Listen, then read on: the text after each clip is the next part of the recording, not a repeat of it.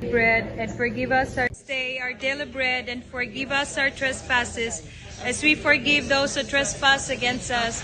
And lead us not into temptation, but deliver us from evil. Amen. Hail Mary, full of grace, the Lord is with you. Blessed are thou amongst women, and blessed is the fruit of thy womb. Holy Mary, Mother of God, pray for us. Through thy infinite love, through thy sorrow and anguish, through thy bloody sweat,